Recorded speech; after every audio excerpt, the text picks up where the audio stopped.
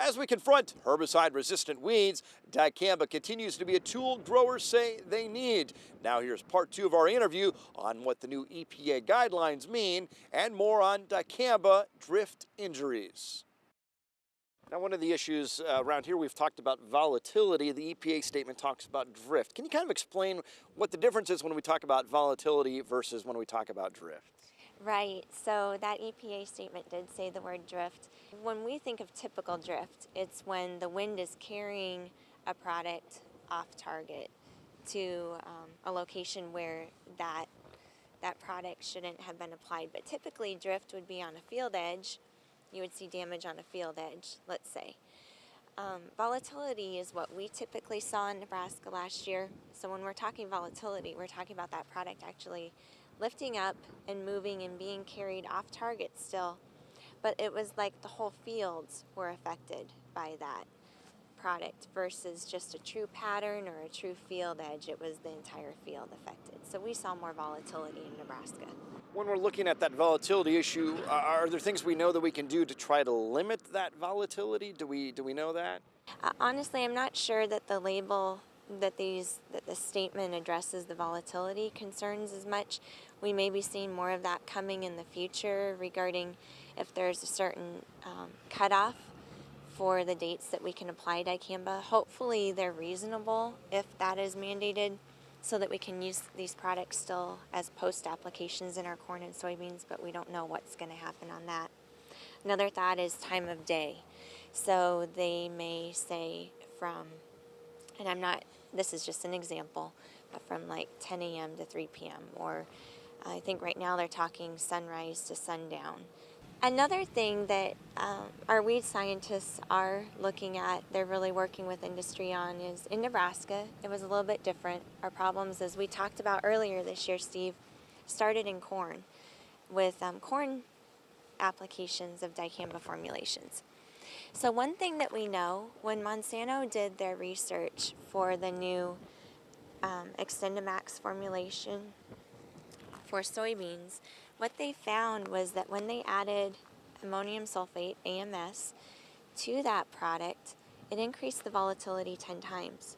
And that's why when you look at the soybean labels for these different products, they say no AMS.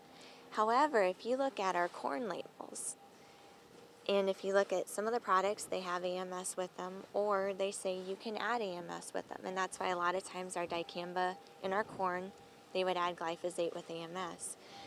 And so knowing that from Monsanto's research, our weed scientists are basically hypothesizing that that's part of the reason why we saw so much volatility this past year from corn applications, coupled with the weather conditions that we had. We know it was a perfect storm. Won't be long, we'll have kind of the winter meeting season will be upon us, and I imagine this will be a topic that the university will be talking at great length about. That's right. As we learn more about the changes in the labels, we'll be addressing them during pesticide trainings. Yeah. And perhaps there may be other dicamba-specific trainings that either us or industry or a combination will be conducting this winter as well. And out of 10 city council members, 9 vote no to pigs in Grand Island. One pig owner says her pet has been staying with a friend and she never knew about the rule in the city. Mini pigs are just like dogs who need to have a license, but the Central Nebraska Humane Society opposed the proposal, saying they are not ready for the pigs. The lead animal control officer says they don't keep records of vaccinations for exotic animals, and the vets she spoke with say they're not up to taking care of the role of taking care of those pigs. Mini pig is just a general term for a smaller pig. Like they were talking about, there is no actual definition of a mini pig. There are different breeds that may be considered it, but right now, the way that the code was rewritten or proposed, those pigs do not fall within the 100-pound range. One council member was in favor of allowing pigs within the city. He says they're just like taking care of a dog or cat that can be overweight, just like any animal. He also explained it's not unusual for Nebraskans to have these animals as pets. Sales of organic farm products in Nebraska continue to rise. NTV's Ifi Sinachi Ibo Simba has our story. We didn't have enough acres to be a good big farmer, so we had to figure out a place where we fit. 20 years ago, Tom Schwartz and his family made the transition to organic farming, and they haven't looked back since. The fifth-generation farmer admits it wasn't an easy change, and organic farming probably isn't for everyone. In organic farming, when you do have an issue come up, whether it's a weed or an insect, you have to think differently because you don't have the ability to go out and just grab a chemical off the shelf and use that to fix the problem. But it's a decision, he tells me, has benefited his family. The financial rewards are nice too. You can farm smaller and still make a living. We're looking at $8 bushel corn versus $3 bushel corn.